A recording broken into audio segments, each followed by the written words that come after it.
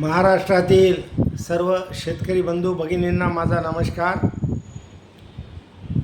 Doctor Ramchandra Sable official YouTube चॅनलमध्ये मी आपणा सर्वांचं स्वागत करतो. हा एक खास व्हिडिओ मी आपल्यासाठी पाठवित आहे. तो मान्सूनच्या प्रगतीबद्दल पाठवत आहे. मान्सूनची प्रगती हळूवारपणे होते.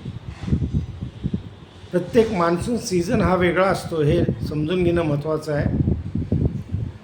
मान्सून तळकोकणात पोचलेला असला तरी त्याची पुढं वेगाने वाढ होत नाही किंवा वेगाने पुढं प्रगती होत नाही आहे. त्याला अनेक कारणं असतात. आपण यावर्षी मान्सून लवकर येईल असंही विचार केला होता, परंतु त्याला अनेक कारणं निर्माण झाली. त्यातलं एक प्रमुख कारण म्हणजे अरबी समुद्रावरील बाष्प आणि हिंदी महासागरावरील बाष्प, बरंचसं बाष्प हे यमेनच्या बाजूनं वरती अफगाणिस्तानवरून काश्मीरच्या बाजूनं पुढं पूर्वेकडं जात होतं. त्यामुळं इकडं त्याला जोर कमी मिळत होता. आता थोडा जोर वाढलेला आहे. परंतु काही वर्ष मी अशीही पाहिलीत की मान्सूनचं पाऊस उशिरा येतो आणि पेरण्या उशिरा होतात. यावर्षी तशीच परिस्थिती निर्माण झालेली आहे आणि म्हणून हा खास व्हिडिओ मी आपल्यासाठी पाठवित आहे. तो यासाठी की पेरणीची घाई करू नका, कोरडीपीक पेरणी करू नका, धुळवाप पेरणी करू नका. कारण चांगला जमिनीत ओलावा झाल्यानंतरच पेरणी करा.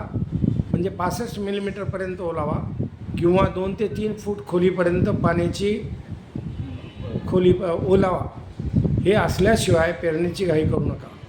आता काही भागामध्ये पाऊस झालेला आहे, खूप काही पाऊस होतो आहे. काही भागामध्ये वादळी वाऱ्याने प्रचंड नुकसानही होत आहे. उदाहरणार्थ जळगाव जिल्ह्यातलं रावेत असेल, तिथं 23 तारखेला फार मोठं वादळ आलं आणि केळी पिकाचं नुकसान झालं. माढा तालुक्यातही तसंच परिस्थिती निर्माण झालेली, केळीच्या पिकाचं नुकसान झालं आहे. बऱ्याच भागात पपई, केळी आणि इतर काही पिकांचंही नुकसान झालेलं आहे. एकदम वादळ एवढ्या वेगात येतं की वाऱ्याचा वेग 80 ते 100 किलोमीटर प्रति तास असू शकेल इतका वेग असतो. असंही घडतं आहे आणि ह्यालाच आपण हवामान बदलाचे परिणाम असं म्हणूया. हे आपल्याला यावर्षी जाणवू लागलेले आहेत. त्यावेळेला आपण चांगला पाऊस झाल्यानंतरच पेरण्या करायच्या, त्यात काही करायची नाही. अन्यथा दुबार पेरणीची वेळ येते. काय येते? आपल्याकडे असलेलं बियाणं आपल्याला घाई होते, पेरणी करून टाकू. पेरणी केल्यानंतर बियाणं मोडं होतं, पण नंतर पावसात उघडीप जर राहिली बराच काळ तर उगवलेलं बियाणं देखील मग नंतर सुकायला लागतं, मरायला लागतं आणि पुन्हा दुबार पेरणीची वेळ येते. तशी वेळ येऊ नये म्हणून यावेळेला हा सावधानतेचा इशारा म्हणून मी देत आहे. ही बाब महाराष्ट्र राज्याचे मुख्यमंत्री महोदय यांच्या कार्यालयाकडनं आपल्याला यापूर्वी कालच आपल्याला माहिती दिलेली आहे. त्याच माहितीचा एक दुजारा म्हणून मी तुम्हाला आपल्याला हे कळकळीची विनंती म्हणून सांगत आहे की हे वर्ष सावधानतेनं जाण्याचं वर्ष आहे. हे वर्ष थोडं हुशारीनं काम करण्याचं वर्ष आहे. पाऊस कमी आहे सरासरीपेक्षा, हे निश्चित आहे. पण तो कमी असला तरी त्यात पावसात खंड आहेत परत मोठे. म्हणजे एकूण पावसाचे दिवस कमी आहेत आणि पाऊस मात्र जो काही होणार आहे तो होणार आहे. त्यातला प्रामुख्यानं मी जे भाग काढलेले आहेत ते उत्तर महाराष्ट्र, पश्चिम विदर्भ, त्याचबरोबर दक्षिण पश्चिम महाराष्ट्रातलं कराड, कोल्हापूर हा भाग देखील तसाच थोडासा जाणवला आहे मला. त्यामुळं आणि दुष्काळी पट्टा हा जो महाराष्ट्रातला आहे की धुळ्याचा काही बराचसा भाग, धुळे जिल्ह्याचा, नाशिकचा पूर्व भाग, त्याचप्रमाणे नगर जिल्ह्यातला बराचसा भाग, त्याचप्रमाणे साताऱ्याचा पूर्व भाग, पुण्याचा पूर्व भाग, सांगलीचा पूर्व भाग, त्याचप्रमाणे सोलापूर जिल्ह्यातला बराचसा भाग, त्याचप्रमाणे मराठवाड्यातले काही जिल्हे, लातूर असेल, धाराशिव असेल किंवा बीड असेल किंवा जालन्याचा काही भाग असेल आणि औरंगाबाद म्हणजे संभाजीनगरचाही काही भाग असेल. अशा भागामध्ये काही जे दुष्काळी पट्ट्यातले हे जे तालुके आहेत त्या तालुक्यांमध्ये पावसाचं प्रमाण थोडं कमी राहणं शक्य आहे.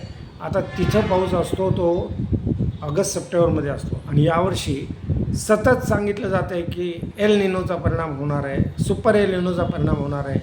त्यामुळं आपण सावधानतेनं काम करा. आपल्या शेतीतलं पिकं चांगल्या प्रकारे कमी पाण्यावर येतील अशा दृष्टीनं कमी कालावधीच्या पिकांची निवड करा. कमी कालावधीत उत्पन्न देणाऱ्या जातींची निवड करा आणि त्याला थोडासा वेळ द्या. आणि आपण पेरणी मात्र चांगला ओलावा झाल्याशिवाय पेरणी करू नका. हेच मला आपल्याला निक्षून शेवटी सांगायचं आहे. आपण सर्वांनी अशा पद्धतीनं हा सीझन जरी थोडा म्हणजे कमी पावसाचा किंवा पावसात मोठे खंड असलेला असा राहणार असला तरी त्यातही आपण यशस्वीपणे आपलं खरीपातलं शेती उत्पादन काढायचं आहे. त्यात बाजरीसारखं पीक आहे, ज्वारीसारखं पीक आहे, कमी पाण्यावर येणारी ही तृणधान्य पीक आहेत. त्यांचा कडबा जनावरांना उपयोगी येतो, धान्य कुटुंबाला मिळतं. अशा पद्धतीनं आपण विचार करा. आणि त्यात मूग, उडीद, मटकी, चवळी, त्याचप्रमाणे इतर काही आणखीन कडधान्य, हुलगा अशी कडधान्यांची निवड करा की ज्याच्यात निश्चितपणे आपल्याला उत्पादन मिळेल. कमी कालावधीत पिकं तयार होतात. 65 ते 70 दिवसात ही पिकं तयार होतात. आणि दुसरी जी असतील पिकं म्हणजे तूर असेल तर त्यात हळवे वाणांची निवड करा. त्याचप्रमाणे भुईमूग कमी कालावधीत येणाऱ्या पिकाची निवड करा, जातीची निवड करा. एवढंच मला आपल्याला सांगायचं आहे. आपण या प्रकारे आपलं शेती नियोजन व्यवस्थित करा, अधिक उत्पादन काढावं कमी या सर्व अशा परिस्थितीमध्ये देखील अशी माझी इच्छा आहे आणि ती तुम्हाला साधेल हे निश्चित. मधून मला जेव्हा शक्य होईल तेव्हा अशा प्रकारचे व्हिडिओ मी आपल्यासाठी जाणीवपूर्वक देईन. आपण त्याच्यातून जे काही मार्गदर्शनाचा फायदा घ्या आणि आपल्या शेतीच्या याच्यातनं चांगलं उत्पन्न काढा, एवढीच माझी इच्छा आहे. आपल्याला सर्वांना शुभेच्छा देतो. जय हिंद, जय महाराष्ट्र.